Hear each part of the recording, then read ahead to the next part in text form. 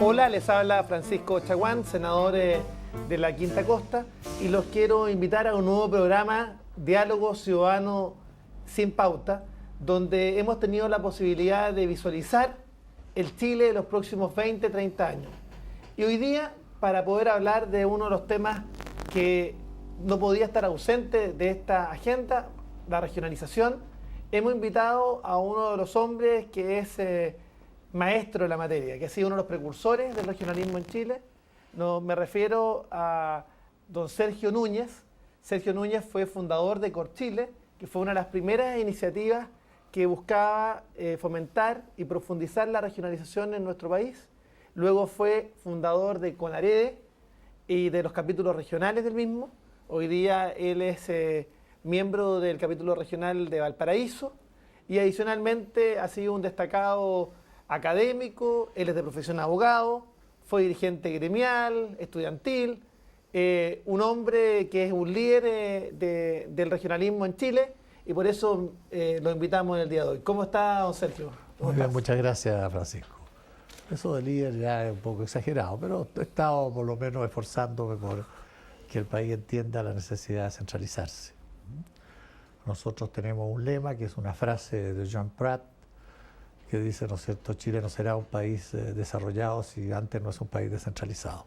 Nosotros tenemos esa convicción que todo lo que se piensa del desarrollo de Chile es utópico si no avanzamos fuertemente en la descentralización del país. Eso tiene además una razón de equidad territorial, porque todas las estadísticas que uno puede mirar muestran que la equidad territorial es muy fea en Chile. ¿No es cierto? Los salarios más bajos están en determinadas regiones. Los accesos a los bienes, ¿no es cierto?, que ofrece el mundo actual también son débiles en distintas regiones. Entonces el país tiene en eso una deuda muy fuerte con la gente de las regiones, que son todavía más del 50% del país, y tiene que esforzarse en llenar esa deuda. ¿Cómo se inserta la descentralización y la regionalización dentro del paradigma de competitividad que Chile ha querido impulsar o que Chile requiere justamente para ese salto al desarrollo, como yo creo decía Joan Prats? Prats? Que si uno mira realmente los impulsos competitivos, no hay impulsos competitivos pensados desde la descentralización. ¿Y desde las regiones podríamos...? Desde las regiones, claro, desde las regiones. Efectivamente es así. Ahora, en eso hay culpa del centralismo, ¿no es cierto?, que es atávico en Chile, que viene de la época de los Borbones. Los Borbones fueron muy centralizadores y el país heredó esa concepción centralista. Cuando partió la época de la independencia, el país tenía 3 focos que dinamizaban. Uno era Santiago, otro era La Serena, Coquimbo, y otro era Concepción. Concepción muy potente porque ahí estaba la guerra de Arauco, estaban las tropas chilenas durante todo el siglo XVIII, ¿no es cierto? De modo que cuando se formó la República, estos 3 centros se unieron, ¿no es cierto?, y tenían delegados y formaron las primeras juntas de gobierno. No es casual que en el periodo ya de estabilidad de la República, ¿no es cierto?, a partir de los años 30, los 3 primeros presidentes fueron de regiones. ¿No es cierto? El primer presidente Prieto era de Concepción, Bulnes era de Concepción, y Montt era originario, su familia de aquí de Casablanca. De modo que después de eso el país empezó a centralizarse de nuevo, y la gran centralización se ha producido, yo diría, en el siglo XX. La centralización política que se produjo en el país llevó a una centralización económica, y hoy día las 3 pinzas de la centralización económica, social y política le están causando un daño muy severo al país. Y en ese contexto, ¿cuál diría que es la mayor dificultad que surge justamente de esas desigualdades territoriales en nuestro país? Aparte de lo que hemos señalado del tema de los salarios. Tenemos un 60% de la población que está aportando al desarrollo del país de menor medida a lo que podría aportar, si tuviese más instrumentos a su disposición para realmente desarrollarse. Ahora, ¿cuáles serían esas mayores inequidades? Primero piensa tú, míralo todo, si quieres partir al tema económico que hoy día es tan relevante, ¿no es cierto? Si tú vives en regiones y quieres instalar, por ejemplo, una empresa que se dedica a la construcción, no tiene ninguna chance de participar en en las grandes propuestas públicas, porque, ¿no es cierto?, son gigantescas, y si quieres pedir crédito tienes que ir a Santiago a pedir crédito. Entonces, ¿para qué te instalan las regiones? Te instalan en Santiago, allá se abren las propuestas, allá están influencias, allá están los contactos. Entonces, no hay grandes empresas constructoras en ninguna región. Tampoco hay tributación en el origen. Claro, al final las empresas tributan en Santiago. Claro. Ahora, yo pienso que en la estructura chilena, aparte de esta tradición muy fuerte, aparte de, ¿no es cierto?, una clase social que ha gobernado Chile desde Santiago durante mucho tiempo, yo creo que hay algunas pinzas que son las que hay que empezar a mirarlas con mucho cuidado. Una es la ley de presupuesto y la dirección de presupuesto. La dirección de presupuesto es un gran instrumento centralizador, porque las decisiones que, de acuerdo a la ley de presupuesto, de acuerdo a la orgánica, deberán tomarse en regiones, en definitiva las termina tomando la dirección de presupuesto, centralizando. Y el otro, el Ministerio de Obras Públicas. En una oportunidad hubo unos ministros que pretendieron crear corporaciones regionales de obras públicas para hacer más equitativo el sistema. Lamentablemente no se avanzó mucho más en la idea. Pero en ese contexto, porque sí. ¿Cuán importante, don Sergio, es primero el impulso desde el centro para generar una estrategia de descentralización? Y cuán importante también es la desidia de las propias regiones en tomar el liderazgo de sus propios destinos. Ahí es un tema complejo. Yo creo que sí, mira, tú tienes que partir de una realidad histórica, a diferencia de lo que en Europa y fundamentalmente en Estados Unidos, en que fue la sociedad la que creó el Estado. En América Latina es el Estado la que creó la sociedad. Y eso ha hecho que la sociedad civil nunca haya tenido la envergadura ni las tramas necesarias para poder funcionar y tener fuerza. Y eso perjudica a las regiones. La sociedad civil de las regiones es muy pobre. Y los dirigentes, ¿no es cierto?, de las regiones, incluso los funcionarios de regiones, no hacen uso incluso de las facultades que legalmente tienen, porque miran, ¿no es cierto?, qué es lo que está pensando la autoridad de Santiago. O sea, hay mucha culpa de las regiones, ¿no es cierto? Hay una autolimitación, ¿no es cierto?, por no ejercer con fuerza lo que podrían hacer. Pero es la estructura general del país la que está complicando. O sea, yo creo que en la medida que nosotros no elijamos los intendentes, en la medida, ¿no es cierto?, en que no haya fondos de verdaderamente decisión regional, porque tenemos ahora el fondo, ¿no es cierto?, tenemos un sistema que le permite de desarrollo regional que se ha incrementado en este último gobierno de forma importante. Pero muchas de esas decisiones que están en ese fondo necesitan el visto bueno de Santiago, entonces se vuelve de nuevo. De hecho, se estima que solo el 27% sí. promedio de los fondos se decide finalmente en las regiones. Es un tema complejo. Yo creo que ese es el punto, pero eso requiere que nosotros que avancemos en una legislación, ¿no es cierto?, modificando la Constitución para dar más fuerza a las entidades regionales. Este cuento de que el país es unitario y que no va a funcionar como país si le damos independencia en algunos aspectos a las regiones, ¿no es cierto?, lo que es administrativo y en algunos aspectos económicos, es un cuento nomás, ¿no? ¿Y está de acuerdo con Heinrich von Baer, que dice que hay que desarrollar la inteligencia competitiva territorial para los efectos de generar... Eso es, y eso hay un rol muy importante de las universidades, que no han sabido cumplir el rol que deben cumplir en sus regiones. Han sido un poco autistas de la región, ¿no? Y ahí hay una responsabilidad, que son las propias regiones. Hay un tema importante y grueso. Sí. ¿Y cuál es el papel que debieran desempeñar las universidades regionales? Y las universidades estatales regionales, que también es un elemento... Primero miremos las universidades estatales. Las universidades estatales, de alguna manera, han sido capturadas por fuerzas de poder internas, de profesores, qué sé yo, y el Estado, que se supone que es el dueño de las universidades, tiene muy poco que decir respecto a las políticas y el desarrollo de esas universidades capturadas por cuerpos internos. De modo que debería hacerse un cambio fuerte del régimen corporativo para que el Estado realmente asuma el control de esas universidades. Y aquellas universidades que tienen sede de regiones, ¿no es cierto?, los que manejen esas tienen que ser gente de regiones. Y tiene que tener presencia, ¿no es cierto?, el Consejo Regional, etc. De modo que las políticas de esas universidades estén en diálogo permanente con la región. ¿Y qué hacemos para mejorar la educación en este mismo contexto, Sí. en el contexto de el nuevo rol de las universidades regionales, para mejorar la calidad de la educación y también la formación de capital humano? Porque yo diría que ese podría ser uno de los elementos clave.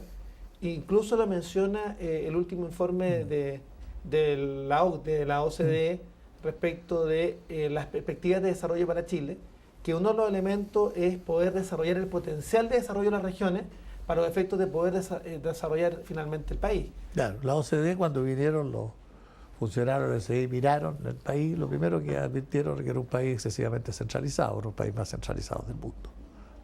De modo que eso fue lo primero que advirtieron. Y cuando tú tienes absolutamente centralizado toda la cosa social, económica y política, obviamente, ¿no es cierto?, que los talentos de las regiones emigran a la capital y las regiones se van empobreciendo. Yo te puedo contar que yo egresé de la Universidad Católica de Valparaíso, nos recibimos 19 personas y el único que está viviendo en Valparaíso soy yo.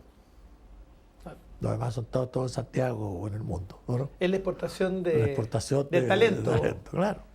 Y ahí también una cosa es la exportación del talento, que ha sido lo tradicional, porque los jóvenes talentosos de nuestro país, a pesar de que, por ejemplo, regiones como la de Valparaíso y la de Concepción son grandes polos de masa crítica universitaria. Entonces, yo diría, ¿se produce una competencia de talento entre las regiones o básicamente...? No, es todo absorbido por Santiago, ¿no? Son las mejores remuneraciones, los niños sienten que la mayor expectativa están allá, entonces todos los de regiones vemos que nuestros hijos emigran, ¿no? Ese es un elemento muy potente. Y en la experiencia internacional, ¿hay estrategias que nos han permitido desarrollar? Es que ninguna ciudad en el mundo tiene un 40% de la población de un país, salvo que sea Singapur o una ciudad-estado, pero ninguna pasa del 20%, 25% del país, ¿cierto? De tener casi el 50% del país, es único en el mundo. Sí. Pero también las cifras del PIB, ¿sí? del aporte del PIB son engañosas, porque claro. si tomamos en cuenta que no hay tributación en el origen y finalmente las empresas mineras terminan tributando en la región metropolitana, las empresas mineras de regiones, sí, claro. Finalmente también se produce una distorsión de el aporte que produce Santiago en la generación del PIB. Mira, yo creo que la legislación que se está hoy día tramitando, ¿no es cierto?, para materializar la última reforma constitucional, es un avance, ¿no es cierto?, pero se quedó corto la reforma constitucional al no elegir al intendente. ¿No? Se quedó corto, diría, al no obligar a ciertas transferencias mínimas de competencia, porque quedó entregado solamente al diálogo entre las regiones y el gobierno para ver qué transferencias se le pueden hacer, y lo que yo espero que la ley que va a salir salga un camino expedito para materializar esas transferencias. En el segundo bloque vamos a conversar justamente con Sergio Núñez a raíz de este proyecto de ley que finalmente envió el gobierno del presidente Piñera para los efectos de democratizar los gobiernos regionales. Y también le vamos a preguntar respecto a si es que la innovación empresarial puede cumplir un rol en esta descentralización o regionalización. Muchas gracias. Vamos al segundo bloque de Diálogo Ciudadano Sin Pauta.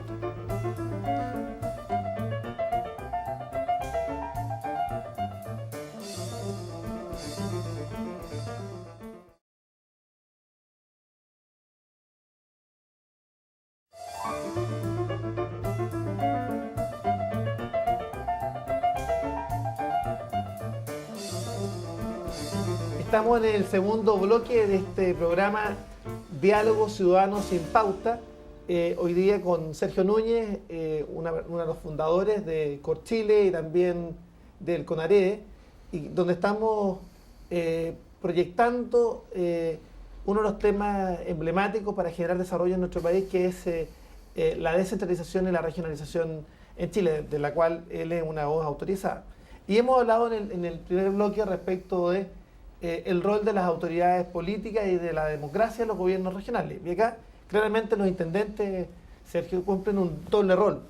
Por una parte, son delegados presidenciales, tienen que cumplir los mandatos del presidente de la República, pero por otra parte también tenemos que responden y son los responsables de generar el liderazgo de las estrategias de desarrollo regional y por tanto también deben representar a las bases de las regiones. Y este doble carácter del intendente que entra en contradicción hay que resolverlo.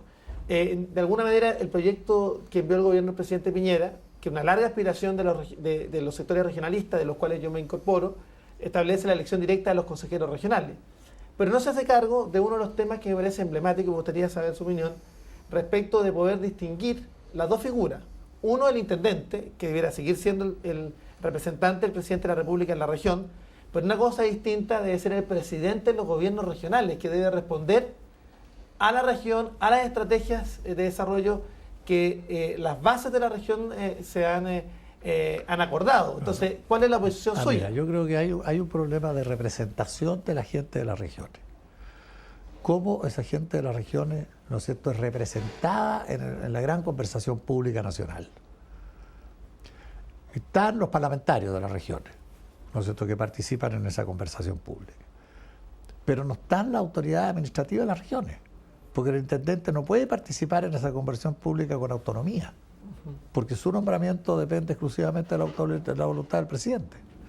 Por eso que era muy fundamental que la máxima autoridad de la región fuese elegida por la región, para que tuviese realmente la posibilidad de actuar con fuerza y con representación auténtica, ¿no es cierto?, en ese diálogo nacional, velando por los intereses de la región.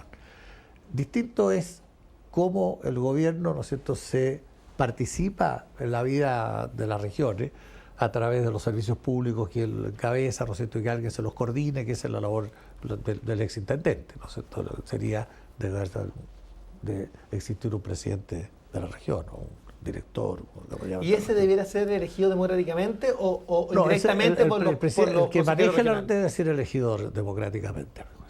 Puede ser directa o puede ser elegido por el Consejo Regional. Las cosas a veces tienen que ir pausadamente, porque la experiencia indica que cuando uno avanza a trancos muy largos puede caerse, ¿no? De modo que puede irse lentamente, pero el objetivo final es la representación. Y mira lo que pasa ahora, por ejemplo, en la situación bastante compleja que está viviendo el país. Yo creo que el país está viviendo una situación de, yo diría, debilitamiento muy fuerte de su institucionalidad en todos órdenes. Y son todas las instituciones las que se han ido debilitando, ¿no es cierto? En la responsabilidad de eso hay causas exógenas a las instituciones, pero fundamentalmente hay causas internas a las instituciones. Son los representantes de las instituciones los que no han cumplido su rol. Y podemos mirarlas todas, de distintos tipos, de espirituales, políticas, sociales, ¿no es cierto? Todas están deterioradas. Yo quiero quedarme un poco en ese punto, porque yo diría que es un elemento central en el debilitamiento institucional que, como bien se ha dicho, hoy día se ha constatado y que de alguna manera ha impedido generar pacto social, un nuevo pacto social, diálogo ciudadano, diálogo social que nos permita fortalecer nuestra democracia. Hoy día, si uno revisa las cifras respecto de encuestas de opinión respecto de la adhesión al régimen democrático, peligrosamente uno puede sostener que nuestra democracia se ha ido debilitando y justamente yo diría que uno de los elementos ha sido el debilitamiento institucional, particularmente de la Iglesia, que tuvo un rol mediador de los conflictos sociales y que en los últimos movimientos de la sociedad civil han estado ausentes, y han estado ausentes a petición justamente de los grupos movilizados. Y este es un tema grave a mi juicio. ¿Compartes conmigo ese...? Comparto. Yo comparto que este debilitamiento institucional podríamos profundizar las causas. Yo creo que hay un desarrollo, un crecimiento natural de la humanidad, de las personas de la humanidad, y por otro lado hay un fenómeno de globalización que yo diría deterioró la fuerza de los estados frente a empresas transnacionales, a grupos que la gente lo siente debilitado. Eso ha desatado, por otro lado, que la gente busque cobijo en las etnias, en las cosas locales. Entonces, hay una desarticulación que tiene que volver a buscar una articulación nueva. Eso es un problema que nos va a superar en edad a nosotros. Pero yo creo que hay algunos puntos que son muy fuertes, yo te diría, para no salirnos al tema de la descentralización. Mientras no exista en Chile una modificación de la ley de presupuesto, que sean presupuestos a lo menos trianuales, que el proceso público de elaboración del presupuesto que dure 3 años. De modo que todas las personas puedan opinar en el prepresupuesto, en el segundo proyecto y después en el presupuesto, porque ahora el presupuesto entra conocido por muy pocas personas, directamente al Congreso. Las regiones no tienen ninguna posibilidad de participar ni antes, ni durante, ni después. Entonces, no vamos a tener nunca nosotros una participación sin una ley de presupuesto como en otros países. No estoy inventando la pólvora.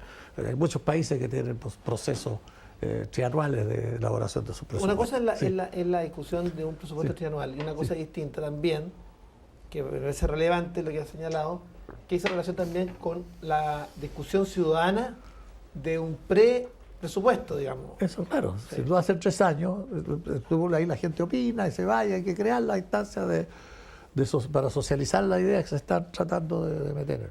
Ese es un problema de la cosa presupuestaria. El otro tema, yo diría, es la institucionalidad propiamente política en Chile, que obviamente está en una situación debilitada.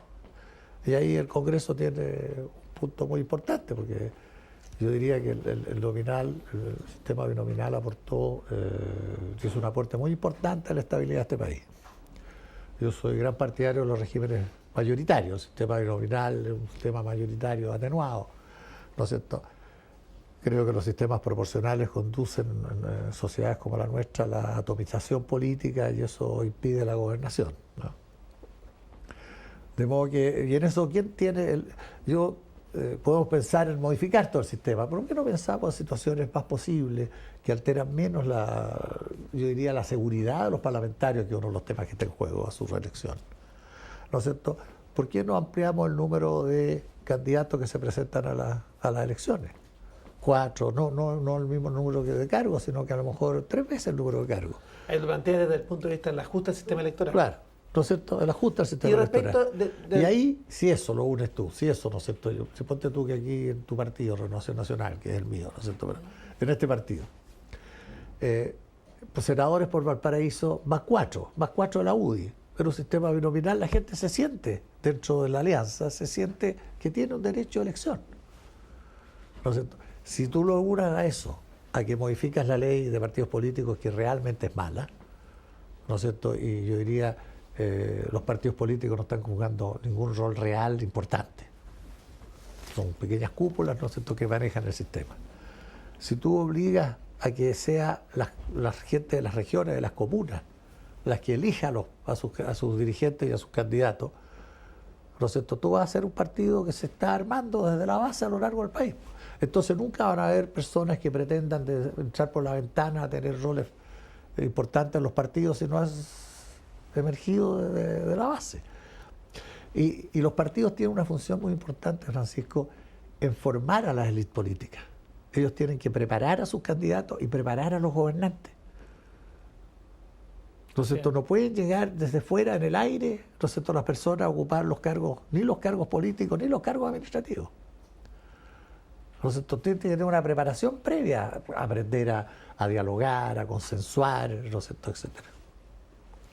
Bueno, y desde esa perspectiva, estamos hablando que es necesario hacer ajustes no solamente al sistema electoral, al sistema de partidos políticos. Al sistema de partidos políticos, al sistema político en general. Porque hoy día estamos también en un sistema presidencialista. Muy fuerte, que hay que moderarlo.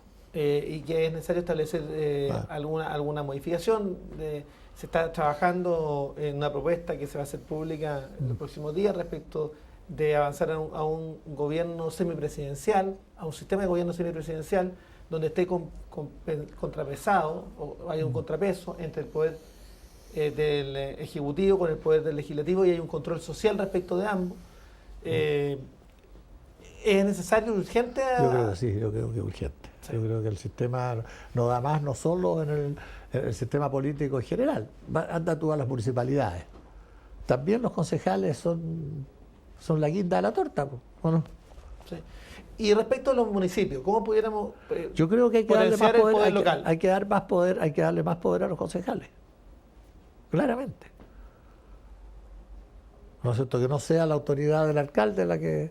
Fíjate que a mí no me molesta. Si es una sociedad anónima, ¿no es cierto?, que maneja fortuna, una transnacional, puede haber un directorio que elige un gerente, que el Ejecutivo.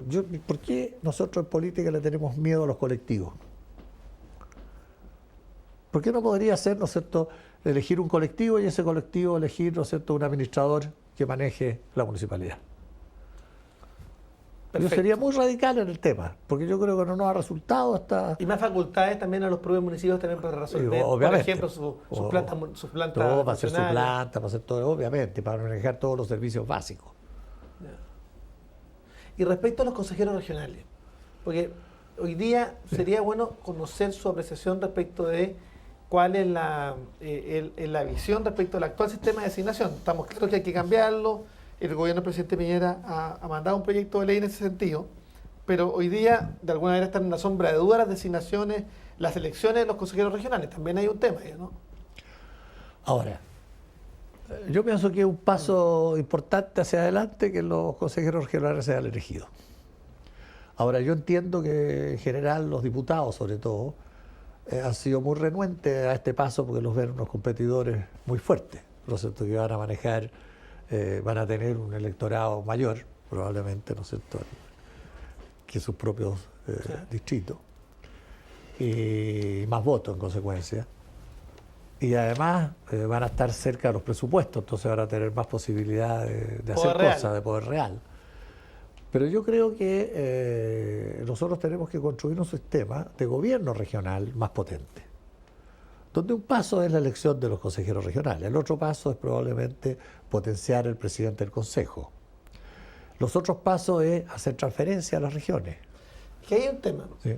porque mientras no se hagan efectivas las transferencias de competencia, el sistema de elección puede ayudar, Sí. pero no hacer un elemento diferenciado. No hace un cambio sustancial. Eso Y es en ese claro. contexto han habido críticas Sí. que respecto al proyecto de ley enviado, que ya es un avance, pero Sí. en Por eso, términos como de te que decía es yo, posible como te decía yo, mejorarlo. no establece un camino expedito y fácil para hacer esa transferencia. Sí. Por ejemplo, yo pienso en esta región. ¿Por qué no transferir todo lo que tiene que ver con el turismo? Porque tiene que haber una dirección nacional de turismo. Cierto. Ya, hay una cosa que podría transferirse mañana. Hay varias áreas, ¿no es cierto?, que son negociables de transferir. Yo pienso en varias que hemos estado nosotros trabajando aquí interiormente en el capítulo regional del CONARED para proponer oportunamente. Pero la situación del país, yo diría, merece que los chilenos nos sentemos a reflexionar, dejemos un poco las vanidades, porque si uno mira las polémicas públicas, casi son conciertos de vanidades más que debates sobre ideas o sobre puntos específicos, ¿no? Sí, así es. Bueno, en este segundo bloque con Sergio Núñez hemos estado hablando de la necesidad de efectuar cambios a la estructura, de la institucionalidad de los gobiernos regionales, de los gobiernos locales, de que estas vayan acompañadas además no solamente de elecciones democráticas, directas, representativas, sino que además diga relación también con una referencia de competencia. En el próximo bloque estaremos conversando de cómo Sergio Núñez visualiza el Chile de los próximos 20, 30 años y si vamos a ser o no capaces de dar justamente este salto al desarrollo que supone un elemento básico, primordial, elemental, descentralización y regionalización. Así que lo esperamos para que nos siga acompañando en este tercer bloque. Gracias.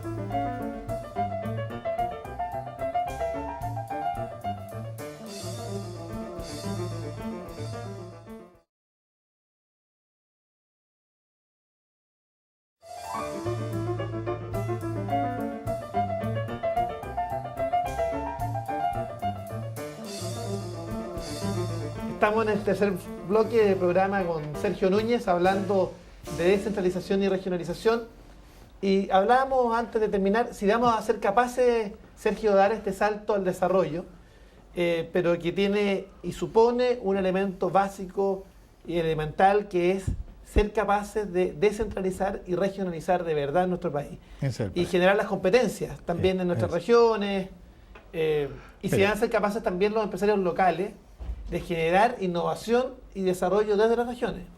Lo primero que yo diría es que el problema de fondo es generar masa crítica, ¿no es cierto?, intelectual y económica en las regiones para poder desarrollarse.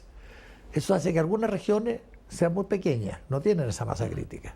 Yo contra lo que ha sido la tendencia de crear más regiones, yo disminuiría las regiones. Eso yo diría fortalecería el proceso de regionalización. El segundo aspecto importante... Es un elemento sí. radicalmente distinto a lo que ha sido la estrategia hasta Radicalmente ahora. ha sido la ¿Cuál estrategia. ¿Cuál es tu Yo creo que las regiones en Chile no deben ser más de 5 o 6. Bueno,